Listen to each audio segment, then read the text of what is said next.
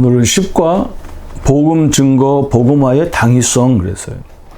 복음은 당연히 당연성, 필연성, 절대성이 있다는 거예요. 그래서 여러분 이걸 늘 모든 사람이 복음이 필요하다는 거 한마디로 말. 그래서 예수 영접 안 한다 그래서 대부분 사람들이 영접 안 한다고 뭐 저 사람은 뭐 포기하고 그러는데 안 그래요. 예수 영접 않더라도 꼭 설명할 게 있단 말이에요. 인간, 원래 인간, 이 땅에 문제가 어디서 왔는지 그 문제를 당신이 믿든 안 믿든 예수님 십자가 당신 문제 해결했다.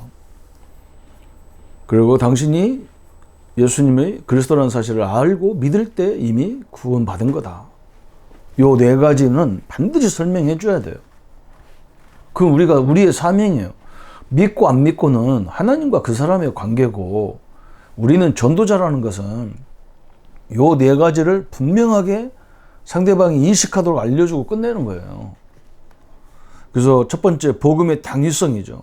베드로전서 1장 9절에 믿음의 결론은 영혼 구원이다 그랬어요. 하나님을 믿으란 말은, 예수님을 믿으란 말은 네 영혼 구원받으라는 거지, 교회 나오라고 구원받는 게, 그 교회 나오라고 복음 전하는 게 아니란 말이죠. 그죠? 요한일서 3장 8절에 예수님 이 땅에 오신 이유는 마귀의 일을, 이 땅에는 지금 모든 문제는 마귀를 통해서 오는 거예요. 그 배경에는 물론 실수로 오는 것도 있지만 그 실수로 와서 오는 것이, 우리가 사람이 살다 보면 문제도 올 수 있고 실수도 할 수 있잖아요. 근데 중요한 건 뭐냐면 실패 의식 속에 들어가 버리는 거예요. 나는 안 된다, 이런 생각. 이게 마귀가 그렇게 주는 거예요. 토토로하게 아유 내가 좀 잘못했네, 내가 더 잘해야 되겠구나, 갱신해야 되겠구나, 이렇게 깨달으면 되는데 이상하게 열등감으로 들어가 버리는 거예요. 이 마귀가 하는 짓이 그런 거란 말이에요. 요한복음 3장 16절에 십자가의 결론이잖아요. 하나님 세상을 이처럼 사랑하사 독생자 당신의 아들을 주셨다. 왜 주셨냐? 우리를 구원하기 주셨다는 거예요. 사도행 1장 8절에도 성령이 너에게 임하면, 너희들이 별거 아닌 것 같고 배경도 없는 것 같고 연약한 것 같지만 성령이 임하면 땅끝까지 증인된다는 거예요.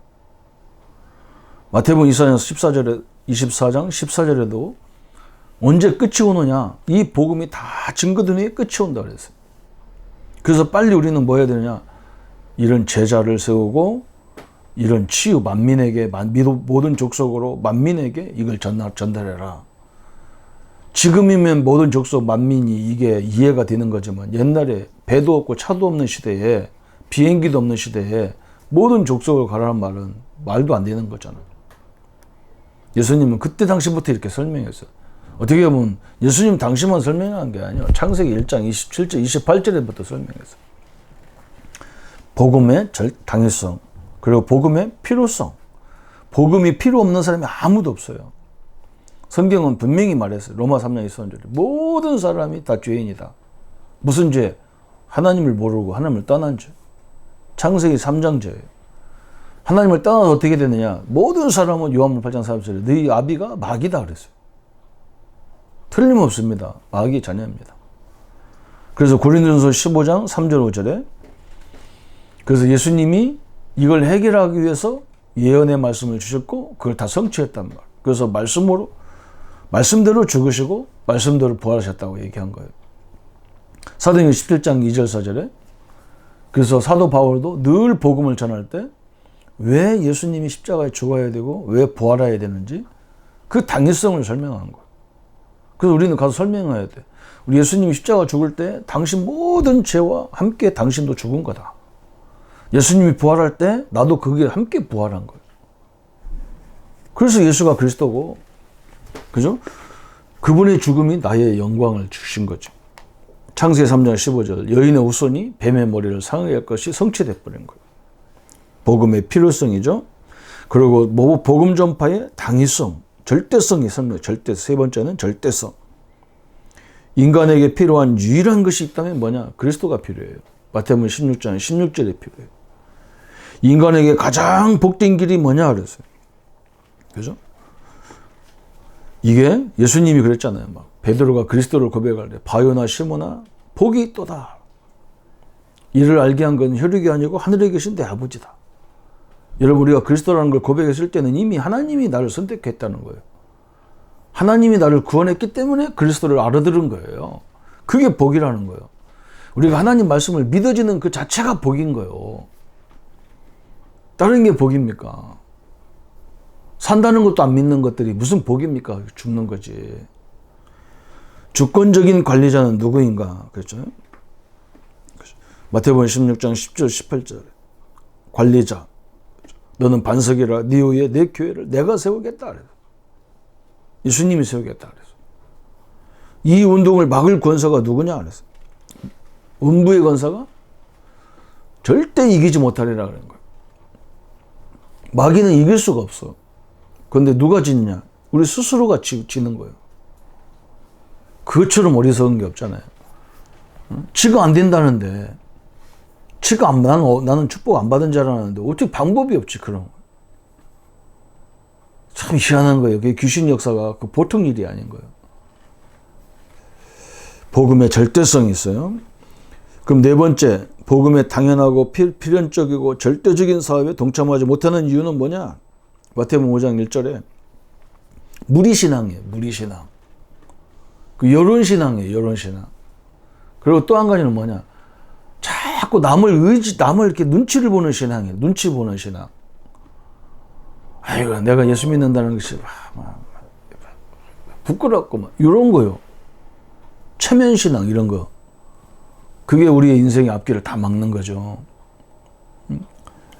내가 바리새인인데, 내가 서기관인데, 내가 바리새파인데, 이게 다 그런 거죠. 신앙이.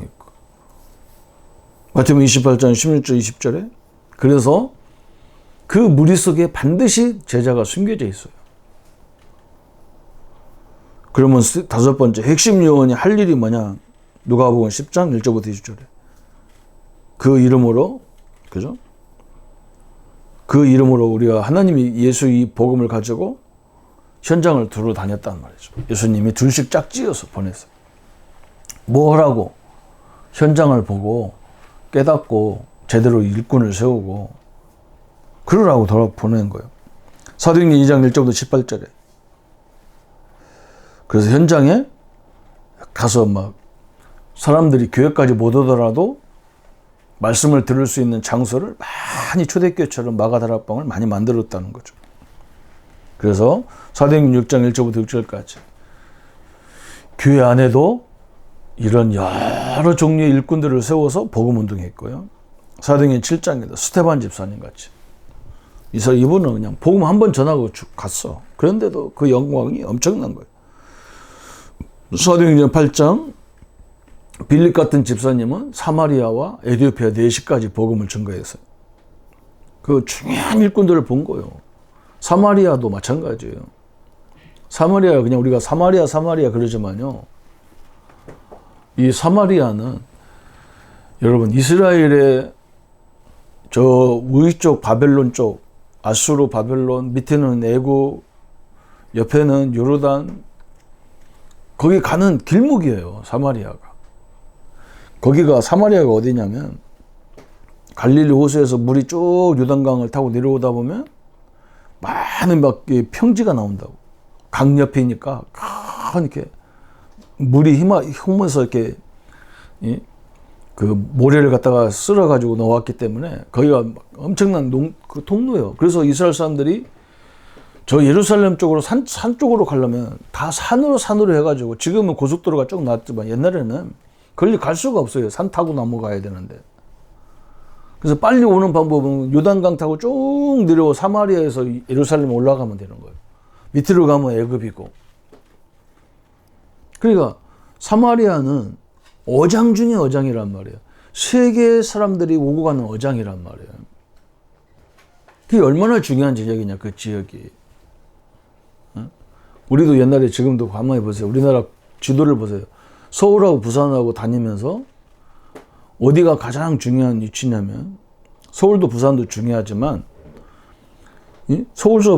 부산에서 서울 가려고 하면 대구가 거점 도시가 되고 그 위에 대전이 거점 도시가 됩니다.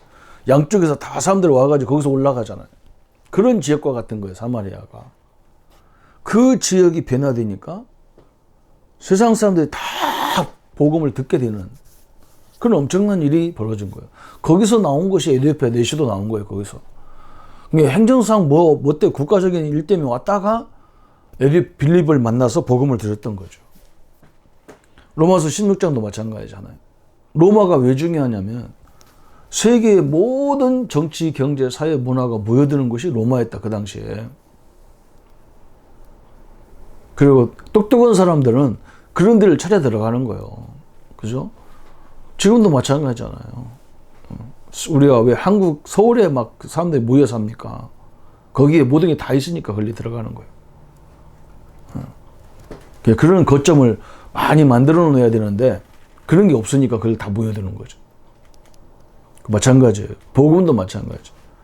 거기에 복음이 들어가야 전체가 복음이 운동돼야지. 그 핵심 요원은 항상 눈에 관심이 거기 어디에 있어야 되냐를 봐야 된단 말이죠. 이 하나님의 역사들을 늘 보고 하나님의 응답을 누리는 우리 모든 성도님 되시기를 예수님의 이름으로 축원합니다. 주님, 복음의 당위성과 필요성과 절대성이 복음이 필요 없는 사람이 아무도 없습니다. 우리는 만난 사람에게 반드시 정확한 복음을 설명해서 그 사람이 믿든 안 믿든 하나님과의 관계이기 때문에 우리 전도자가 할 일은 정확한 복음을 전하는 것밖에 없습니다.